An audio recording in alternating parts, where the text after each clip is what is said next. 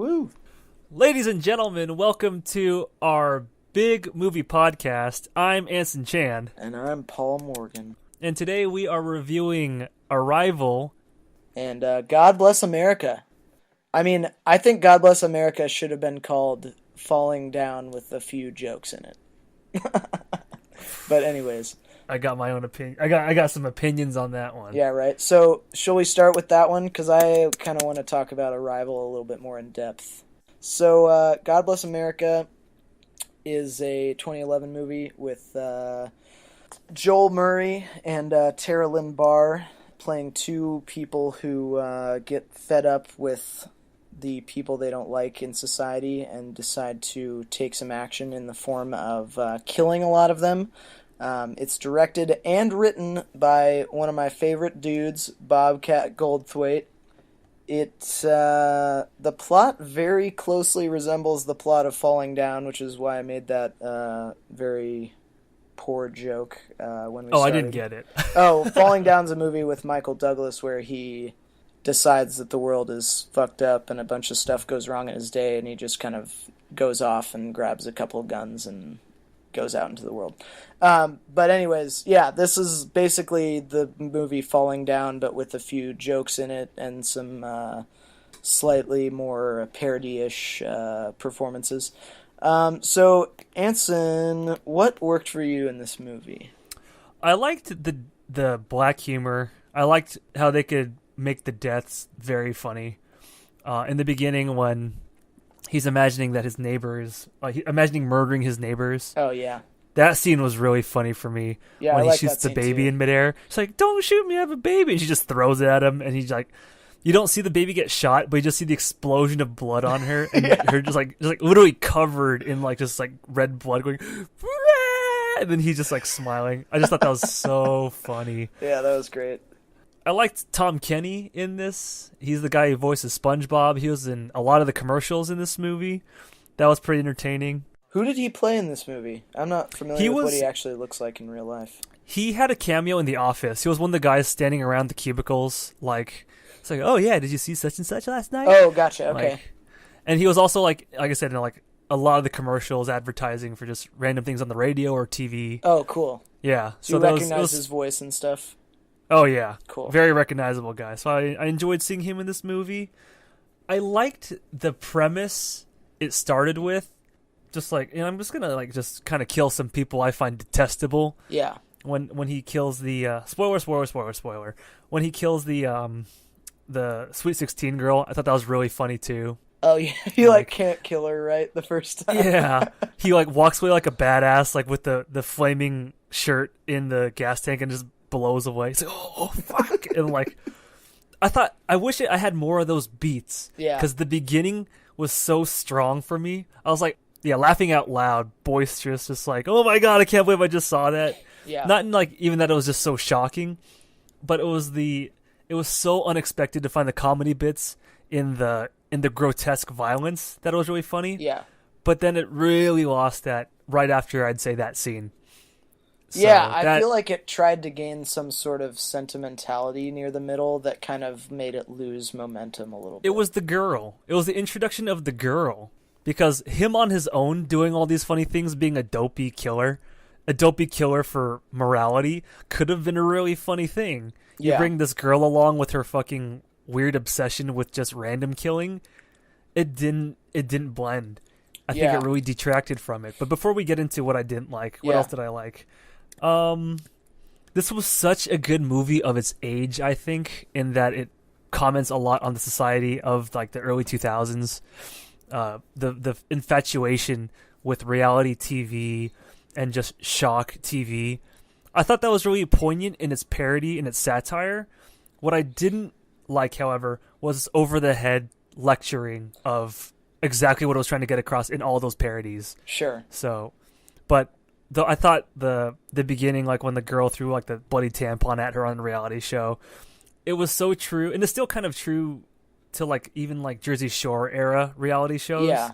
That I was that's not something you wouldn't see in a reality show. But it's great in the context of this movie where this guy is just so fucking done with all of this. It's I can I could totally get behind this guy. Yeah, So it did that very strong until it became just a giant preachy mess, in my opinion. And then I think I liked the guy's performance in the beginning, but then again, like I said, when the girl was introduced, the focus shifts, and then he was not able to shine anymore. Yeah. There's less of that dopiness as he becomes like kind of a dad figure to her. Like yeah, a dad that was really best stupid. Friend. Because I actually cared for the guy. I did not give two shits about the girl. And later you learn... Well, we'll get into that later. Yeah. Paul, what worked for you in God Bless America? I hate to be kind of boring, but pretty much only the same things that you said. So just going through it, like, I like the initial premise, like, guy with nothing to lose decides he's going to do some house cleaning before he goes out, and then he is really bad at it, so it's kind of fun to watch that way. I really appreciated kind of the comment on a lot of the same things that I dislike about pop culture, like particularly when they were killing that like Fox News type personality when he that was funny. When he was like, "Listen, I don't even disagree with your politics. You're just such an asshole about it." Yeah. I can't stand it. And it, you know, like I feel that way all the time. Like I have friends who post shit on Facebook and Twitter all the time, and it's like they only just since Trump got elected discovered their political voice, and it's like, dude, we get that you're making good points or you're sharing articles that are like, you know, interesting to read, but it's like you're such an ass about your own opinion that I almost start hating my own opinion that agrees with you because of you. And I really appreciate stuff like that. I thought the first like 10 minutes of the movie were fucking amazing. Like, I agree. Amazing. Like him listening to his neighbors, the sound design in the scene with his neighbors was awesome because I felt like they really pounded home through your skull how aggravating it can be to live in like a close-knit apartment type situation with neighbors that suck. Like I remember I recently moved home to Washington State from Los Angeles, but the last apartment I lived in Los Angeles, we had this lady who lived right next to us in the apartment building next to us who would literally yell on the phone in a foreign language from about noonish to about 2 a.m. every single day. I don't know how she still had a voice. And I remember watching this scene, like whenever I watched it, I think it was Saturday or Sunday, and just being like, oh my god, they captured the aggravation of this so well. Because like me and my roommates would occasionally yell out the window like, shut the heck up. And she was just so fucking awful. She would like go out in the lawn like, who told me to shut up? Who the fuck told me to shut up? And I was like, man, this is really great. But anecdote time across.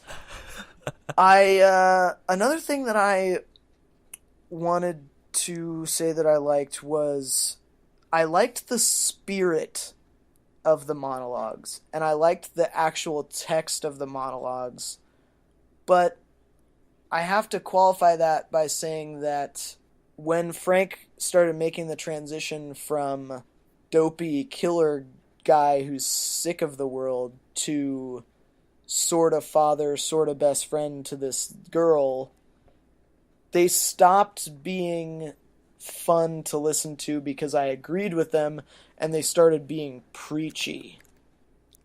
So fucking preachy. Yeah, so like in the beginning 10 minutes, the 10 minutes I thought was amazing.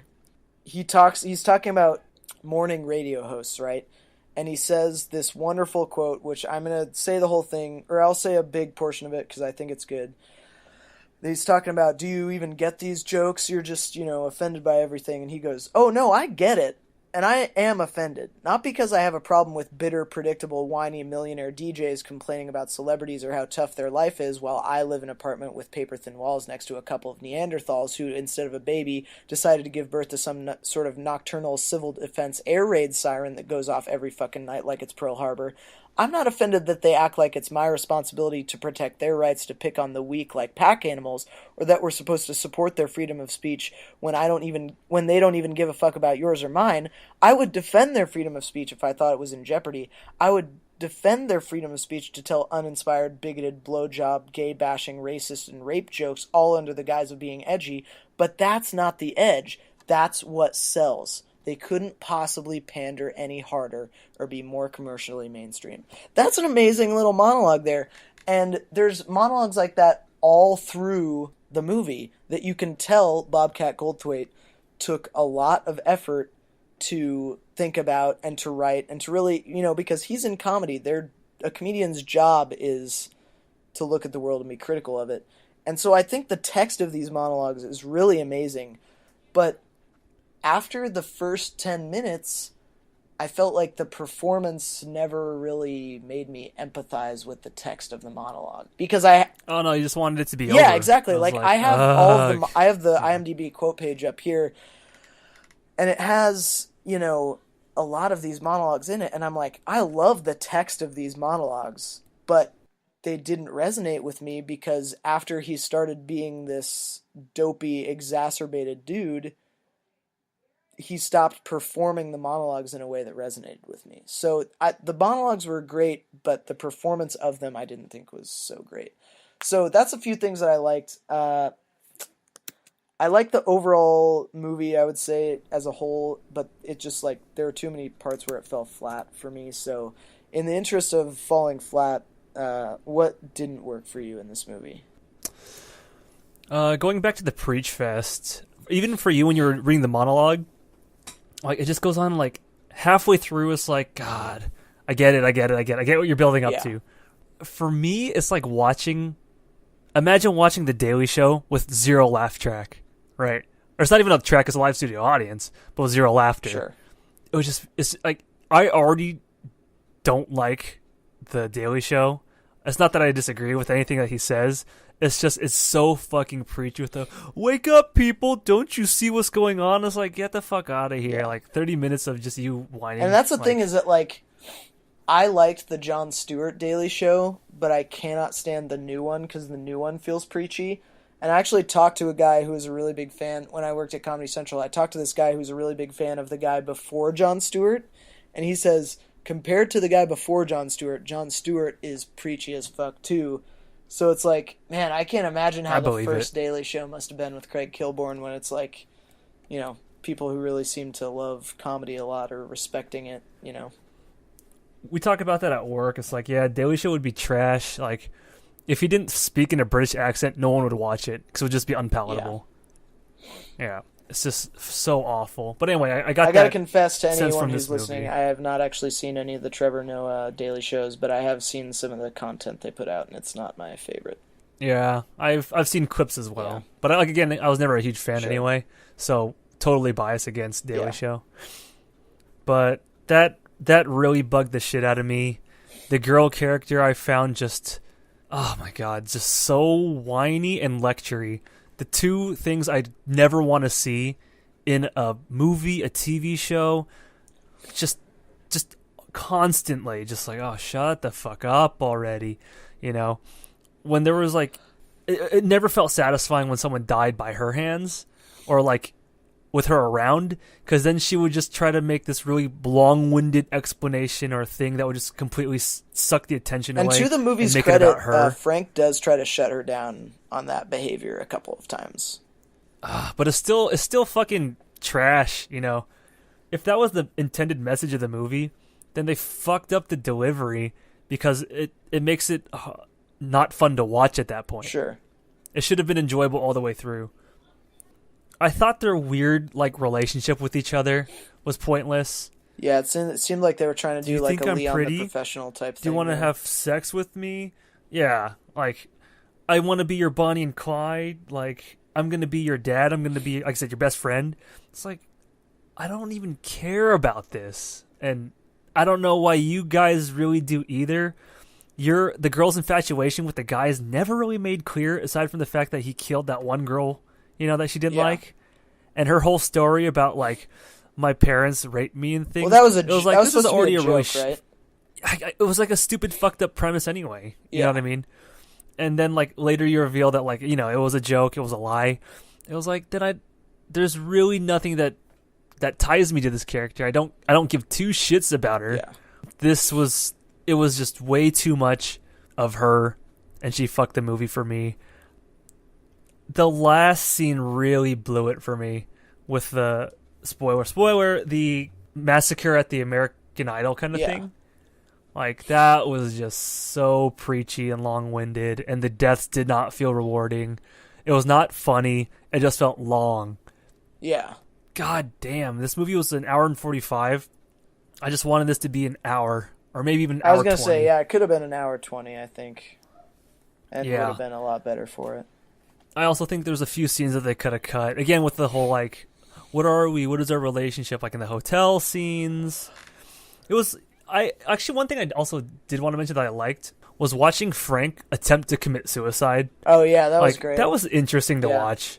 Like, but then, what's her name? Was like, okay, do it. Go ahead and do it then. Like, just getting in this fucking weird soapbox where she had not even, like, no right to say, but it just was like, what are you doing? What are you, like, it just felt so alien, you know? To the rest of the movie that was just very grounded. It was like, is this like your little weird devil on your shoulder? Because even then it's just annoying. It didn't make any sense to me. Yep. So, just this girl, man. Fuck this girl. What else didn't work, or what didn't work for you, Paul? I gotta say, like, for as much as the girl's character didn't really click with me, I did think she was a better actor than him, which brings me to the first thing that didn't work for me, which was the guy who played Frank's acting. I felt like with a really good actor, some of his lines, like especially those monologues I was talking about, would have been amazing. Mm-hmm. Just some of the shit he had to say could have been amazing with a better actor. And I know that sounds harsh because I think actors' performances are made in editing, not necessarily on the set. But I know Bobcat Goldthwait is a good director. I know he writes interesting material because of the shit he's done before. And yet, the performances in this fell flat. And I think the main guy, Joel, whatever his name, Joel Murray, his acting didn't work for me because I would have loved to hear someone, like, so think of all the monologues he gave and how preachy they sounded, and then think of a movie/book like Fight Club. Fight Club says some pretty preachy fucking bullshit nonsense. But because Edward Norton inhabited the role of the narrator so well, you're willing to listen to what that person has to say, and you're willing to listen to their preachiness, and you're willing to listen to them kind of ramble on about their own personal ideology for a long time. Like, Fight Club, I think, is like That's 2 true. hours, and I don't hate any portion of that movie. I love every second of it. But I think you also have to give credit to the consistent tone of the movie and that feeling that you get while watching it that also adds to the, you know, the weird preachiness, which kind of gives it that almost otherworldly characteristic. Yeah, and granted, Fight Club is directed by David Fincher, who's like one of the best in the business, so. But yeah, the performance of the guy really did not work for me. Like, in the beginning, when he's watching all that TV, and you see all these like very kind of hokey performances, because they're like going all out for the fake TV shows, those performances work for me, but if we could just have a protagonist who had, who lived in a world that was like consistent with those performances, and he could maybe like match them for some sort of ridiculousness or something like that, I feel like that would work better. I'm also with you. I don't think the lady's performance really added a lot to the movie, and I also found her a little bit preachy. Like, one of the things that I really don't like in movies or in like just in general is like characters who are gatekeeping kind of characters. Like when he says something to the effect of, you know, I like this and this type of music, and she goes, you don't like Alice Cooper, you accept Alice Cooper, and she goes into this long history about how like you can't like punk rock unless you like Alice Cooper. You can't like glam unless you like Alice Cooper. And it was like that kind of like gatekeepy kind of attitude is like really upsetting, and it like immediately destroys any sympathy I have for a character.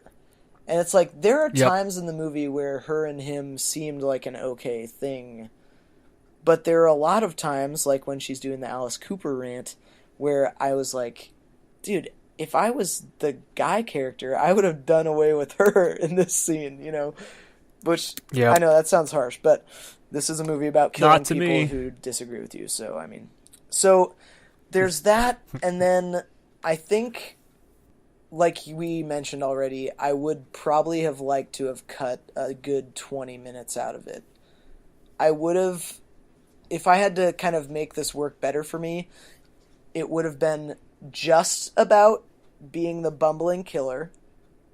It would have had maybe 4 or 5 really good bumbling killing scenes, and then he would have shot himself in the face, and it would have been over.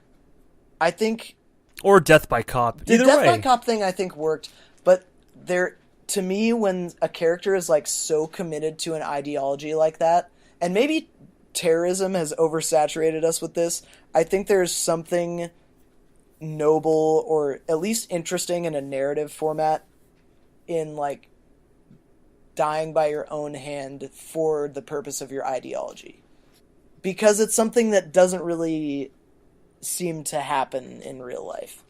I don't know. His last fucking soapbox scene. Yeah, exactly. Like so over the head. If the soapbox scene at the very end, like if that would have been a little bit more subtle, and then he could have like gotten the gun on himself before the cops could have shot him, or like you would have not known who shot him, whether it was him or the cops, that would have been interesting. But something about the way he just kind of, they let him say his whole big speech and then they kill him. It was just too kind of like, we're putting the blocks in place, you know?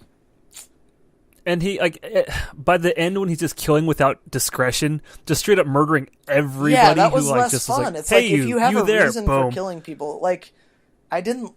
What happened? The ideology. Yeah, exactly. It's like, when he's in the movie theater and he and the girl both deliberately don't kill that one girl who's not talking, that was like a very telling moment. It's like, they're not going to kill people if they are like good, upstanding citizens. And then at the very end, he's like, oh, I'm just going to kill everyone because I'm going to die in a sec. So no matter my ideology can just go out the window. You know, that was disappointing. No, I agree. That was disappointing as like a break from form, I think. You know what else? You mentioned this Bobcat Goldthwait. Yeah. If the writing in this movie is telling to his comedy, does Bobcat Goldthwait, because I've never seen any of his work, does he get like very over-explaining his jokes? No, not really. I mean, that's the thing, is that like he's known more for his directing than he is for his like stand-up or his writing. He's directed a few pretty famous sketches from the Chappelle Show.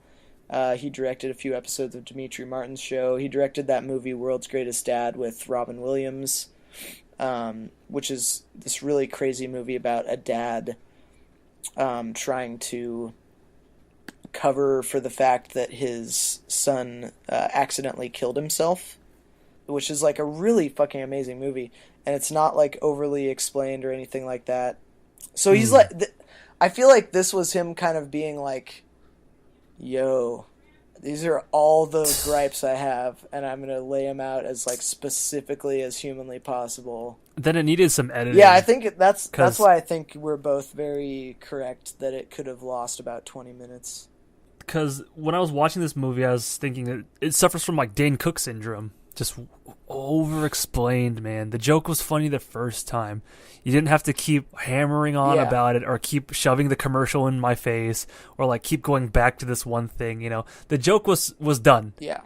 Stop shoving it in my face. No, definitely. And I also think like that's one of the things that's why I called this Falling Down, but with a few jokes in it, because it's like Falling Down is like an infinitely more subtle, like more kind of true cinematic movie in this very same, you know, kind of spirit, but it's just not, Yeah. this one is kind of a little over the top, I think. I really wanted to root for the Frank character because they introduce him with a lot of reasons to kind of just be like, I am behind this cold-blooded Yeah. killer. You know what I mean? I get he had a really shitty day, week, whatever, but at the same time, like, I'm totally sympathetic towards him. I could not be any more unsympathetic towards him. At the end. Like, by the Yeah. end, by the middle, Yeah. it was so stark how, like, I was ready to be like, oh, I'm gonna feel weird about rooting for this character soon because I know he's just gonna go on a weird fucking killing everybody at the office rampage, but he Yep. didn't. Because I'm like, that's like a great fear is like, you're at the university, you're at work, you're on the fucking bus, and someone just goes fucking ham and decides to just kill everybody. You never want that, Yeah. right? But at the same time, you wanted to kind of maybe see what it would be like to dance on that side and see what would make this person do that or tango with it. Didn't even go there. Yep. And I found that as such a letdown. And as morbid as it sounds, yeah, I wanted to explore that darker dance, which it just never Yeah. got to, and that was the thing that didn't work for me because it didn't fucking And happen. that actually brings me to something I wanted to mention, because both of us, we've been pretty hard on this movie, and rightfully so, because it wasn't like either of our favorites or anything. But one of the reasons I wanted to watch this movie for this podcast was because I listened to an interview of Bobcat Goldthwait talking to Pete Holmes about this movie mostly, but about other things as well. And he said one of the things that I think I have not given him credit for, which is like, he said he doesn't agree with every person that they kill, and he definitely doesn't agree with everything that they say that they hate. Which I thought was kind of interesting, because we just mentioned how a lot of it seemed like it was like, oh man, he makes a good point, and then he goes way off the deep end trying to clarify it. But it's like, even the director and the writer himself is acknowledging, like, not all of these points are, like, necessarily good points. And not all of the That's reasons true. they're killing people are, like, good reasons to dislike people or something, Which I find kind of interesting, because... No, that's true, but still, it's nice to see the caricature. Yeah, of it definitely... the extreme It definitely case. is, because, like, we all know what they're caricaturing in, like, 95% of the scenes that they show. Yeah. And you don't have to agree with all the points Yeah. either. It's just more of like, take me into your world for a moment. That's like what I want with all movies. Just put me in this place, put me in this space with the Yeah. characters. And this, yeah, fuck, man, it missed it. Yep. Was there anything else you wanted to touch on? No, I do think... No, I'll say this when when we say if we're recommending it. Would you want to recommend this movie to people? Nope.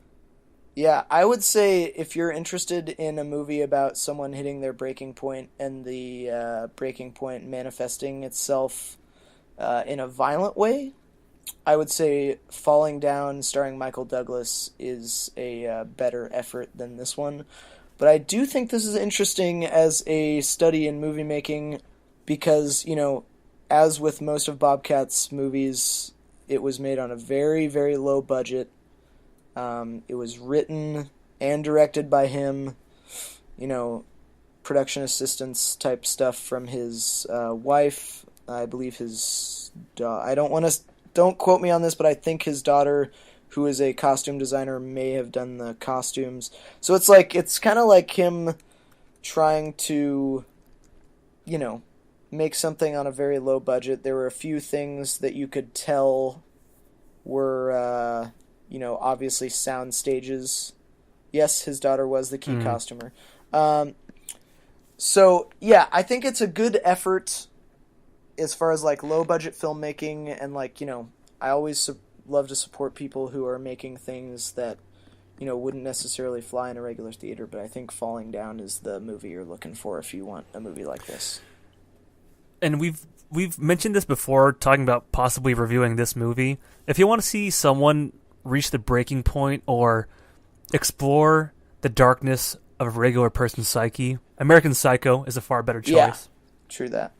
And I also wanted to point out that, like, this story, I don't know which came first, the chicken or the egg, but there's a story arc in Batman of how the Joker became the Joker called One Bad Day. Yeah. This sounds a lot like that. Like, oh, I just had one bad day, now I'm the Joker. Everyone's gonna fucking suffer, and I'm gonna see how I can push them to their one bad day kind of thing. Yep. Like, yeah, this doesn't feel wholly original. I just don't think it's worth it. Sure. I get what you mean about supporting the filmmaker, but that's like, go support Resident Evil because it's just done by that one guy and his wife. Fuck it. Like, it's still a terrible movie. You know what I mean? Yeah. Well, at the same time, though, I mean, I do think there is merit to the, like, if you like Bobcat Goldthwait's other shit, definitely watch this on Netflix, give him a view or something, because I do think he deserves it, and I do think it's one of those things where it's like, he's never going to make a big movie in the studio system, so he does need all the support he can get. But I think of the things I've seen of his, this is definitely not one of the stronger ones. It's more of just kind of like an interesting something to watch. Okay. But yeah, I agree. It's not necessarily for me. It had a few flashes of stuff I would like, but it didn't really fully click with me. Yeah. So, with that, let's move on to 2016's Golden Globe and Oscar-nominated movie, Arrival. Mind if I take it away with the synopsis? Arrival is about the Earth in the not so far future, I'd say. Probably present day, huh? Yeah, I didn't really get a futuristic vibe. Well, no, I wasn't. I was just gonna say I didn't really get any indicator of the time specifically. Yeah, aliens come to the planet Earth in multiple different locations. People freak out. What do they want from us? So countries around the world are trying to communicate with these aliens who seem pretty placid. They're not really doing anything in order to discover their purpose. Yep. And we're going to spoil this just in case anyone hasn't seen it. It's a pretty recent movie, but we are going to spoil it. I really want to talk about the spoilers. Yeah. What we see is the struggle between rationalizing and the intellectual versus fear and violence. Yeah, right? And the fear and violence that is backed up by a massive bureaucracy of bullshit that you have to go through. Or the global domino system, whichever. Yeah. China and Russia, et cetera, of course, are going to be antagonists. Yeah, right. But, so we follow the main character. Her name is, and I'm looking it up, Louis Banks and her scientist friend, Ian Donnelly, as they try to uncover the language of the aliens in a race against time, basically with Armageddon breaking out against these aliens. Is that a fair synopsis? Yeah, I'd just add that there's no indicator that the aliens are necessarily going to hurt anyone. It's all just panic, and the panic that grows and builds on the part of the humans. Yeah, because they're just so far advanced, and their capabilities would just be so unwieldy or just unbeatable. Yeah. That they kind of have to plan for the worst, and in planning for the worst, they might just make the situation completely fucked up. Yeah. Basically like Cold War almost. Yeah. A Cold War mentality. So, what in this movie worked for you? So, I loved the tone it sets. I loved the atmosphere. This whole time, I felt very enthralled with the movie. Yeah. I was really carried away into this world and kind of like in little discoveries. I like the bits of the quote-unquote flashbacks, quote-unquote, yeah, right. You know, sprinkled throughout. It consistently kept the movie interesting. Yeah, I really like the pacing of the movie. It never really felt too slow, even though when you think about the plot points of the movie, really only 3 to 5 things really happen. Yeah. But the whole time you're engaged, which is a testament to how well the movie was presented, or how well it was shot, or how well it was cut, just how well the story kind of progressed. Great. I liked the explanations for why communication is so important. Oh my god, yeah. It was like reading a Michael Crichton book, dude. Who is Michael Crichton? He wrote Jurassic Park, and he's famous for like researching the fuck out of a subject and then having his characters explain that subject during the book in really easy to understand terms.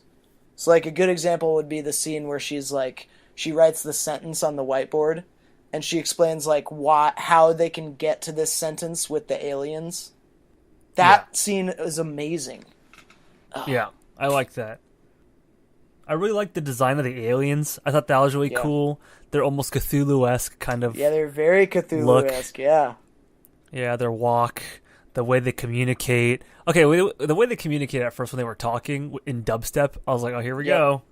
We're gonna learn how to speak. I know. Dubstep, I'm glad they everybody. didn't. It's the secret universal. I'm glad that didn't go too much farther. Yeah, same. Oh, that would have been really painful. There was an inconsistency by the end I'll bring up later with learning dubstep that I kind of had an issue with. But I really liked the alien design. I liked the concept of the ship and how they kind of like, without doting on it, explain a little bit of the science around like, for some reason, like the waters are still around this thing, or there's no like weather changes, or blah blah blah blah blah. Like, it was enough to be like, oh, in real life, the tides would be all fucked up. But it's like, because these weird alien crafts show up, they can kind of control the tide so it doesn't fuck up shit. I was like, okay. There was just enough, like, sprinkled in scientific stuff to suspend your disbelief in a very big way, which I found was very powerful in this movie. And overall, I like the message a lot. I thought it was a really, really nice way of kind of like having that whole give peace a chance, man message. So I really liked that. And I really liked the ending, except for a few things, which I'll point out later. But I thought the ending was built to a nice emotional climax that felt very rewarding. As the title of the movie appears in the clouds, you go, oh, splendor. So I like that. It's capped off nice. Paul, what did you like in the movie? I gotta be honest, I liked just about everything about this movie, dude. So, this movie is directed by Denis Villeneuve, who made Sicario, which was my other favorite movie from the last 2 years. And both of those movies have amazing cinematography, amazingly not hit you over the head with plot shit type plots, amazing music, gorgeous transitions between the scenes, and characters that are easy to both feel exacerbated by and relate to. I loved Amy Adams. I loved Jeremy Renner. Both of their performances were great. I love the design of the aliens, as you did. There were a lot of this movie I spent being like, why the fuck did I not watch this in the theaters? Because some of this shit, I'm sure, looked fucking amazing in the theaters. I don't think it's completely necessary. I don't think. Well, that's why I said some of it made me think that, because like.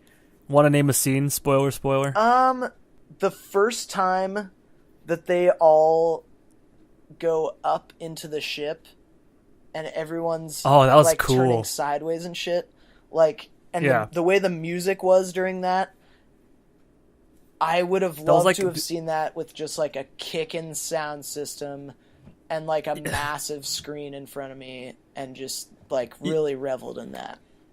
You know what that reminded me of? What's that? Like the Universal Studio ride, where like you like go into the desert and fly around on that big like jiggly chair. Oh, like soaring over California. You feel the wind.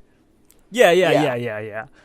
It reminded me a lot of that, because I got that sense when the gravity shifted and you just go look up and go, what? And then you look down and then like you kind of get that sense. That would have been cool, like to feel that in the Universal experience kind of thing. I was like, that reminded me a lot of that. Anyway. And then the last thing I loved, and I'm just saying this so I can mention someone else's opinion of the movie, is the general, the Chinese general, giving his General Shang. Yeah, when he gave his phone number to Amy Adams at near the end of the movie, after it's revealed that she's been looking forward in time at her daughter, not backwards.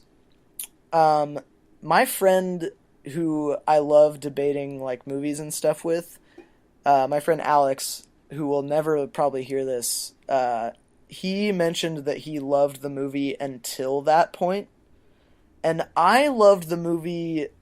Part of the reason I loved the movie was because of that plot point. Because it's like, you see that she's written a book about it. You see that she understands that time is now nonlinear for her. But you don't know how many other people, having read her book, would have come to that conclusion about her. Because she doesn't say who else she told, and you don't know whether she wrote that in the book. So in my opinion, when the general hands her his phone number, he's essentially saying, I know what kind of power you have, and I'm giving you the tool to go back in time and make me a bigger part of the resolution here. I have to agree with your friend, Alex. Not entirely where it completely lost me, but my sci-fi disbelief just went overdrive. Objection! Really? You know, I thought that was so it was just clever. like, what the fuck? I liked it, so I was still kind of in awe of what was happening, but I felt that was a clumsy delivery. The weird nature of like the way that, you know, time would have to work in that sense, like, you know, does that create the time paradox? Like like it was way too fucked up for me. And then I was like, okay, let's just see where this goes now. That's where I completely had to jump out of the movie and watch it as like, let's see how it ends now. You know what I mean? Interesting. Yeah. So actually, maybe I do agree with your friend, like, more than I thought. Yeah, I thought for me it was like, and I actually watched that scene twice because Amy Adams' acting is what sold that scene really big for me. So yeah, I looked at that scene twice because I rented this on iTunes, and I looked at that scene twice, and Amy Adams' acting when she's like, oh fuck, that kind of sold that scene for me. And that's, I actually texted that friend Alex and was like, yo, I think you're like being very picky about this scene because I think it really does kind of cement the fact that only a few people really truly understand that time is nonlinear for her. But if you're also agreeing with Alex, then I have to maybe concede that that is a valid point. But I see it a little bit differently. I think that was a very positive... it's just the sci-fi time paradox thing. The problem with any time travel plot. Yeah. Like, what's it called? Like the... who's the dude in Back to the Future? Doc Watson or whatever. Yeah, Doc something, I don't know. Yeah, Doc something. It's like, so in order to be born, did you have to go back in time and save yourself? Yeah. Or to make you be born? Like, where does the causal loop, blah, blah, blah, no, blah. Yeah, that's a good point. It's too much, it's too much to, you know, it's like, you'll never find the chicken or the egg answer. Yeah. And there's like movies that have like danced with that idea too, where Jet Li is like a time cop, for fuck's sake. Yeah, like we're just like, you fucked up the whole time continuum. Now you're not being born, and now Hitler's gonna reign supreme. Like what? Like that kind of stuff. Because there's a lot of movies that explore time travel like that, and I know it needed this to happen in this movie.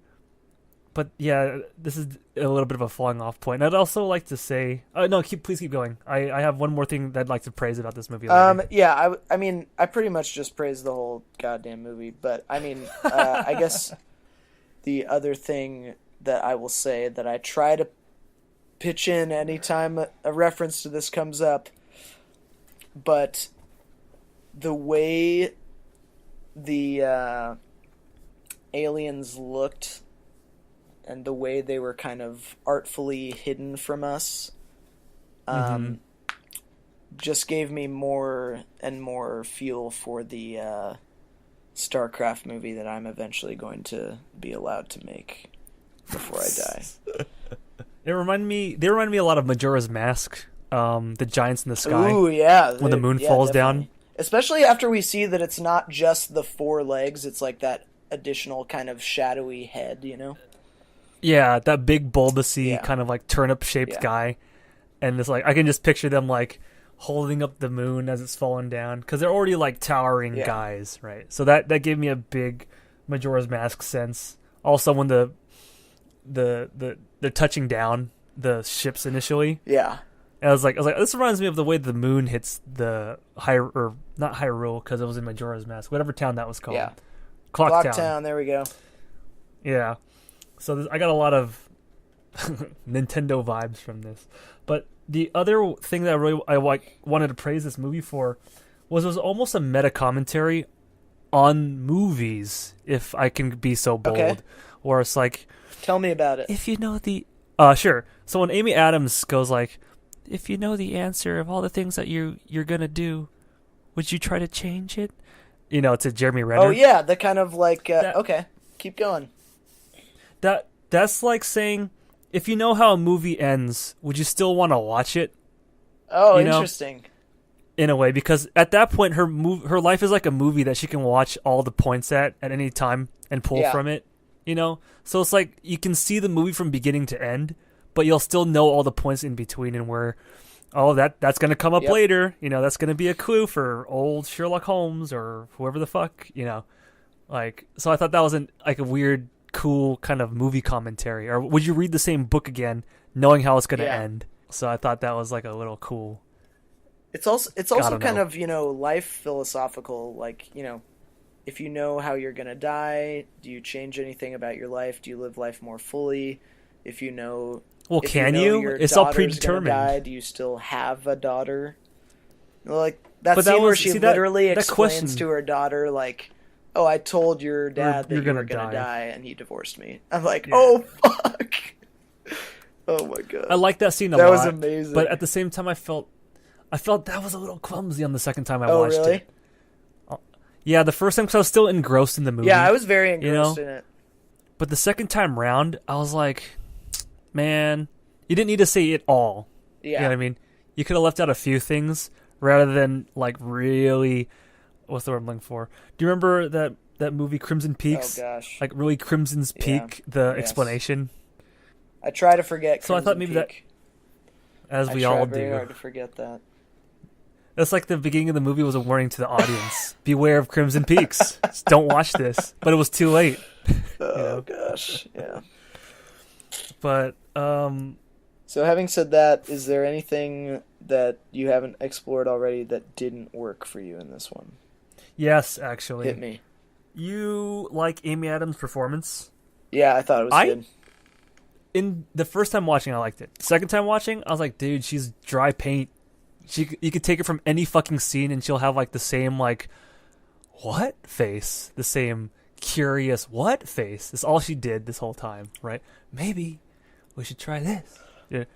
I wonder what that means. Like the whole time, it's just her one fucking emotion. Aside from crying when she has like weird breakdowns. Sure. You know what I mean? The only other time was when it was like, it had that cool scene when she's like, I'm speaking Chinese scene, like where that had a little bit of more panic and urgency. Yeah. Every other time was just like, I'm fucking blasé and I'm curious. That's all she fucking did all movie. Okay. Yeah. So for when it's like, oh, she was nominated for an award, I was like, really? Like, for this? Huh. Second time watching now. Yeah, so it worked for you the first time, it didn't work the second time?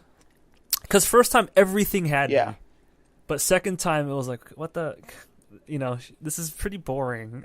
Like, her performance is not really noteworthy. Well, in the spirit of that I might avoid watching it a second time then. Because I loved her performance. If you know how your life is going to go, would you change it? Interesting. I'm shit, dude. That rewatch kind of killed this for me. But, I also didn't like, in the end... Okay, all my gripes have to do with the end. Okay. When she gets into the pod and goes to meet the aliens, like, in their foggy realm, and she's talking to them, like, what happened to, what's his name? Your friend. And they just dubstep back to her, and she understands dubstep. It's like, I thought you're learning how to write. When did you learn how to understand dubstep? But remember they say that the sounds they make don't have anything to do with the symbols. Yeah, but then what the fuck? How did she understand the nonsensical sounds then? Because that was never explored. Wait, okay, I'm not gonna pull this up and watch this, but I could have sworn that when she was in that thing, they put up the symbols and then they had subtitles for the symbols. I don't think so. Can you give me a moment to pull it and I can look at it? I would love to, because like I was like, what the fuck because I remember happened? watching that scene closer than other scenes because I remembered that or because of the fact. Oh, you're right. You're right. It's the symbols. Okay, I just want to make sure because I remember I was watching that scene super closely because they were doing this weird kind of subtitles as the letters. Yeah, they were by. doing that, but also like the way her hair was and stuff. It looked like it was kind of like CGI'd, like she was in some kind of because she was in the liquid with them, kind of. That I was watching super closely to see if they did anything with that besides just like the effect on her hair, and that's why I thought I remembered that. Okay, so it was the symbols. Wait! I'm watching some more. Oh man. Wait.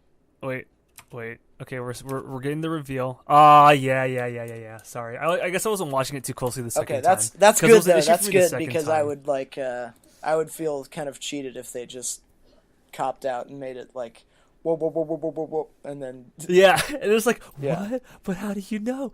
No, okay, so I completely take that back. That's on me for not being attentive on my second watch. The other thing I didn't like was okay, so you like General Shang's I only really came to see you. Yeah, I like that a lot. By the way, this is the same Chinese guy that was in what's it called? Poop Martian. Oh, the Martian. Yeah.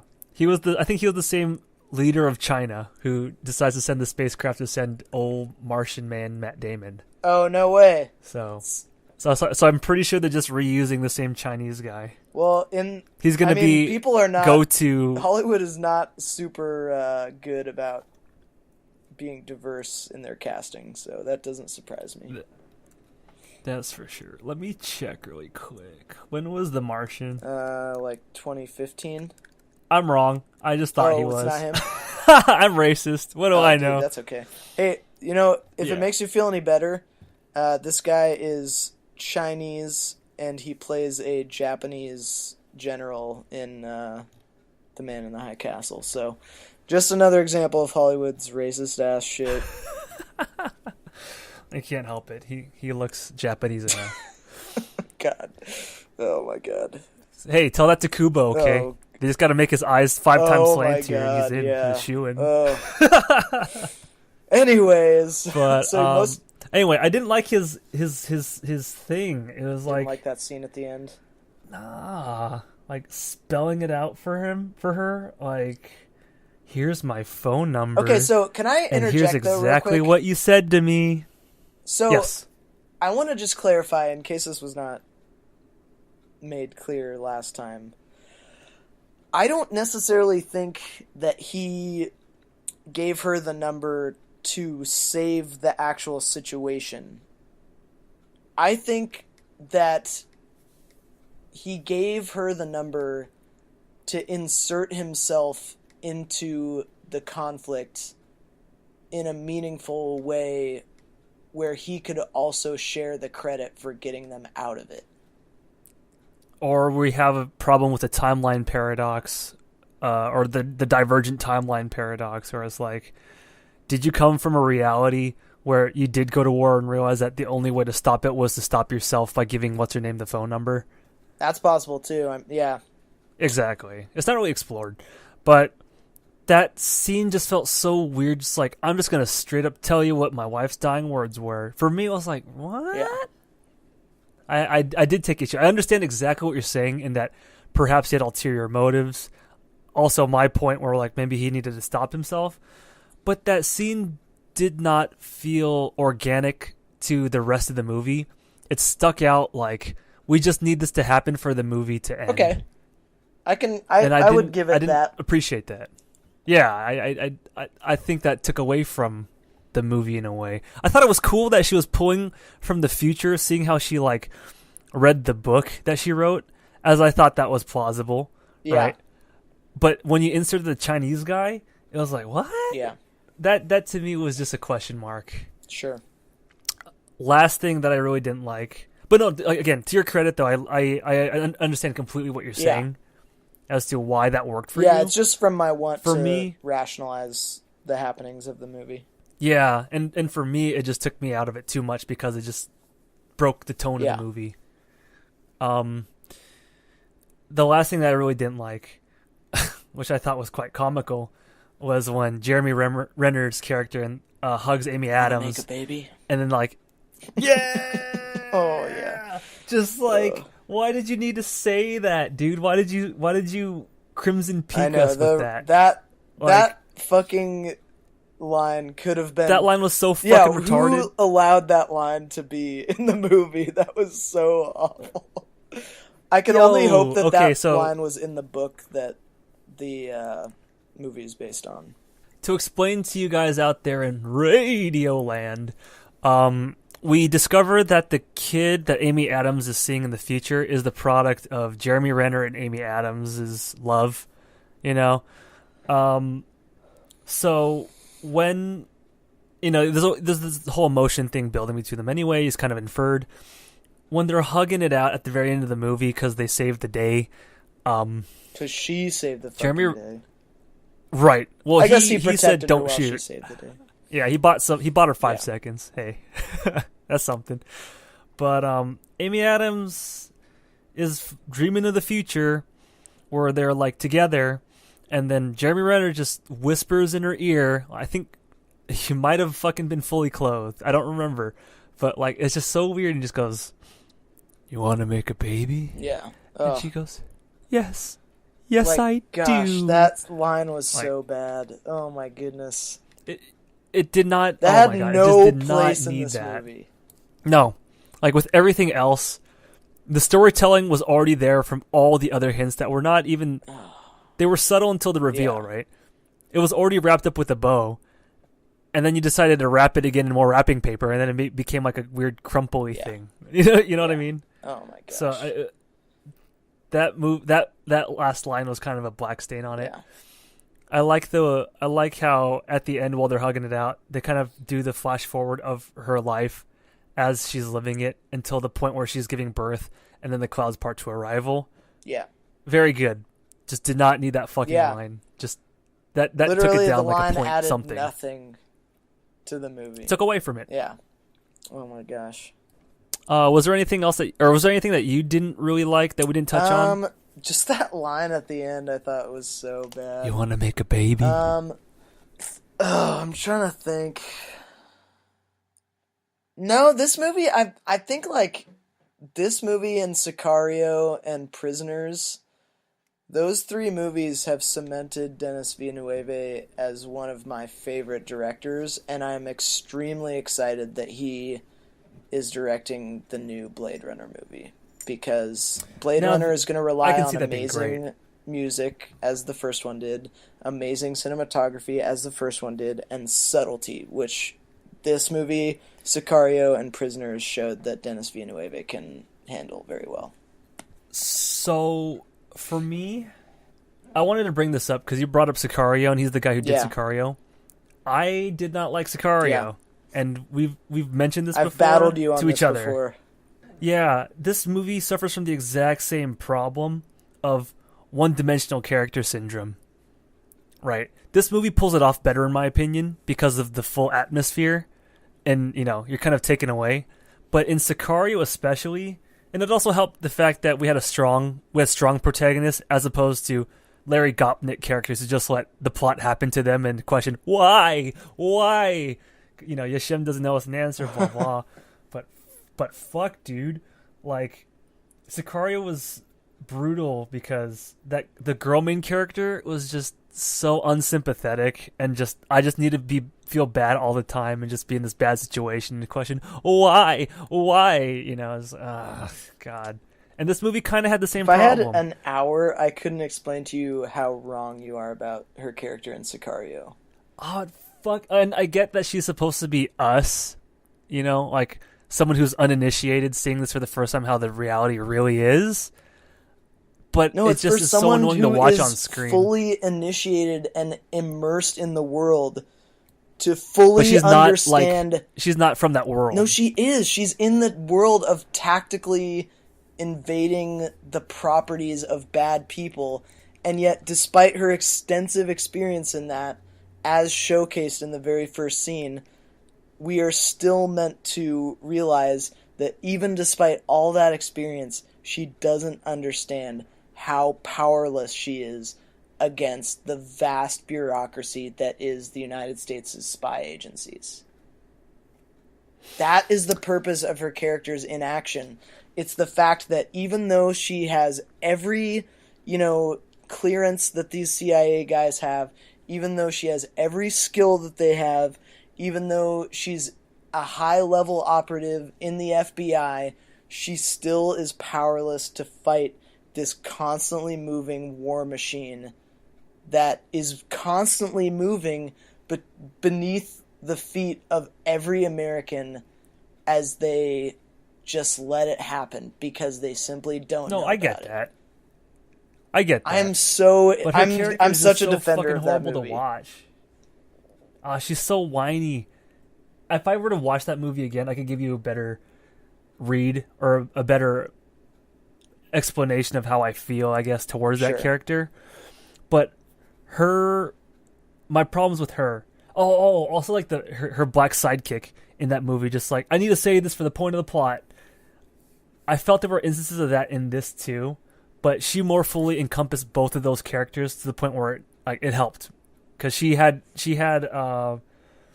what's another word for power, or like able to do something. She had the ability. She had the. She was capable. I don't know what you're looking for. Fuck, we're on the tip of it. But anyway, but the girl in this movie at least has some control or say in what is ultimately going to happen in this scenario, right? Where the problem with me for Sicario was she was just so helpless, damsel in distressy. It was like, okay. Okay, but can I ask you a quick question before we move on? Is it not... Please. Could you not contend that it is at least very interesting to see someone who you know from the opening of the movie to be so capable? I'm talking about Sicario here. Is it not at least interesting to see someone who you know to be so capable still be someone in distress who's powerless despite all their capability? Because I think that's what makes her helplessness interesting. I like that. I would have liked for it to be done with more subtlety. I would have liked for it to be done with less, I'm going to have a weird dialogue or monologue about this, for basically just for you to explain to me why I can't do this. Show me. By the end, when they show her trying to go off on her own, that was a good scene, because she got punished for it and she got shot because I thought it was friendly fire, right? Where she was trying to take action. They needed more of showing her helplessness rather than her just crying about it and saying it the whole time. That was my issue. Okay. She had very little subtlety. Or rather, not even a matter of subtlety. I would have wanted the story and that feeling of helplessness to be shown rather than told. Huh. And then this one, because she wasn't helpless, it helped a lot. Although she was still the same type of character, again, learning her place in this plot or in this blah, blah, blah, blah, blah. She's discovering, she's growing. This was so much better than Sicario for me. Huh. Because, and even though I'm going to watch this again, Amy Adams' performance is less impressive. Very much so. It still hits it for me because it's used properly, and there's still a lot happening with the way we discover with her, as opposed to, I need to be taught this because she's learning it, not being told it. I think that's a pretty good way. If I can just offer one quick explanation, it's not an argument, it's more of an explanation of my personal feelings. I've seen Sicario 6 times. For me, the way in which Sicario is subtle is that it shows and you hear her powerlessness, not necessarily through all of her what the fucks, not necessarily through all of the cigarettes she bums, because that's clearly a stress indicator for her. But to me, it shows her powerlessness through the cinematography and the very foreboding kind of music. Because to me, her performance is incredibly subtle in that movie. But if it didn't feel subtle to you, that's definitely valid for you. I'm not trying to discount that. I'm just saying that for me... It might be more the lines then, or just the way it was written. Yeah, which is very possible. I'd be willing to rewatch Sicario to see, because I think it is probably more of a problem with the writing than it is with the acting. But then again, when you're just that one-tone character, I mean, like, you gotta nail it or else you're just fucked. Sure. Like, just like American God Bless America, where that guy could not nail his character. And if it makes you feel any differently, the guy who wrote Sicario also wrote the movie Hell or High Water, which I also found to be extremely heavy-handed in its dialogue. So I have maybe not seen he has a movie. history of writing kind of heavy-handed dialogue, or just does not know how people interact with one another or how to tell a story with visuals. Yeah, maybe that's why he needed someone. Maybe Dennis Villeneuve saved Sicario from the writer. That's kind of harsh. Maybe. Kind of harsh, but no, that's not, because there was I love a lot of the shots in Sicario. Tangent. Yeah. We're gonna talk about Sicario a little bit. I liked watching the tactical, like, we're gonna raid this those movements from above, were amazing. The night vision in the traffic. Oh, scene. The traffic scene's one of my faves. Yeah. Leading up through the interrogation scene. Yeah. Like, all very, very, very, very, very cool moments, right? Yeah. At the very end where the Mexican guy is sitting in her, like, house.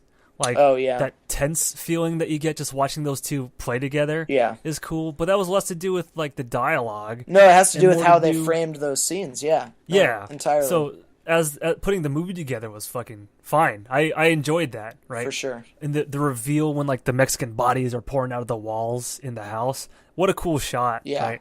Like, very, very, very fun stuff to look at. But, yeah, I think it was just the writing, now that I think about it. I think it was just poorly written. Yeah, it could be the case. Could be that Dennis Villeneuve saved a script that wasn't necessarily all there. I would actually go so far as to say that. Yeah, I'd agree with you. Interesting. But if that's what you're trying to say. Well, that's just a suggestion I'm making. I'm not necessarily saying that I believe that. It's just a possibility. No, I think that has a lot of truth. Yeah. All right. Well, I think we've gone pretty deeply into both of these movies. Would you recommend Arrival? I would only recommend it to people who like art house. I think a lot of people might find it very boring. I think a lot of people who watch Rick and Morty might find this a little bit funny. Okay. When those giant spaceships reminded me of... Have you seen Rick and Morty? Yeah, I've seen most of season 2 and all of season 1. There's these aliens called the Cromulans that come to Earth for a reality show. Yep. And go, show me what you got. Like, these guys kind of remind me of Cromulans. Nice. Like the spaceships coming down. So if maybe are those the big head dudes? Yeah. Yeah. Okay. You might find some of the sci-fi-iness a little bit tropey, but I would only recommend it to art house fans. I would not recommend this to a general audience. Yeah, I feel like I'd probably be like, yo, did you like Sicario? You like the cinematography and the music of Sicario? Could you sit through another 2 hours of that? Okay, this movie's for you. Because honestly, I mean, I'm going to go ahead and admit, I mean, we've been talking about a lot of movies, but we can dance around it all we want, but if a movie has good music, good cinematography, or what I personally deem to be realistic-looking violence, I will almost forgive just about anything about the movie in order to see. I'm a writing guy. I'm a writing and character guy. Well, that's good that we're finally coming to these conclusions, because I realized that, like, I was thinking about... I read this thing on Reddit the other day. It was like, post your unpopular movie opinion. And this guy was, like, shitting on a bunch of Stanley Kubrick movies and saying where there were all these plot holes and stuff. And I was like, Yeah, well, he's not wrong, but I still love those movies, and it's probably because the music and the cinematography and the acting are all so fucking good. Mm-hmm. And it's like, I can't really argue that 2001: A Space Odyssey has a really enthralling or special plot. I can say that the cinematography, the acting, the music, all that combined in the movie make for one of my favorite things to spend 3 hours watching. So it's like, I think I am discovering I will forgive most things about a movie if the cinematography or music or acting or fighting or stuff is cool. So. Would you say that those things immerse you? Oh, much more than a plot, because... So let's say, okay, for anyone listening, we might be hearing this out of order, which is fine, but we recently reviewed John Wick to prepare for John Wick 2, and Fuck yeah. in my opinion, the dialogue in most of John Wick is unforgivably bad. But the cinematography and the music and the fighting scenes and the violence are so good that the dialogue could honestly be shit and I'd still love the movie. And that's part of the reason why I think John Wick works, is because... We come from different points in that, but go ahead. Is because, like, everything is so cool and so well done, so professionally done, that I don't need the dialogue to work on every level. I might cringe when I hear a certain line of dialogue, but that doesn't take me out of the fact that, in 5 minutes there's going to be a really amazing death or a really amazing fight or, whatever it is. So. For me, like, for John Wick at least, that helped to immerse me in that world of just ridiculousness. Because not only was the world itself fairly ridiculous, the dialogue was also just, like, really corny action movie. Yeah. Which was fucking great. It just helped me. Except it was even more. like slightly subtler than a really corny action movie, which I will give it credit for. Exactly. Yeah. Like, because think of the scene with the police officer when he opens it up. He goes, "Hey John. Hey John. You working again? Working again?" Like that line, even stuff like that. Like, I can forgive any number of.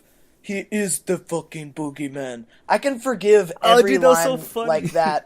Because of the fact that there was that great little kind of subtle moment with the police officer, So I once saw John Wick kill 3 men with a pencil.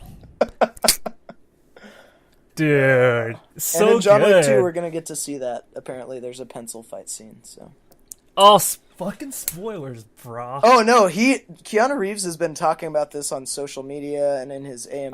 I've been keeping away from all the the previews and trailers and stuff. Yeah, I have but too. My friends at work are telling me about it. Hear that he said that was one of his favorite scenes to film. So, sorry for the spoiler, but yeah. So that's okay. That's okay. Yeah, so we both might recommend this to our art house friends. We're starting to figure out what makes a movie special for us, and I think we'll call it quits at that. Yeah, we are learning about ourselves as well as movies. And with that, ladies and gentlemen, I have been Anson Chan. And my name's Paul Morgan. We'll see you guys next time. Later.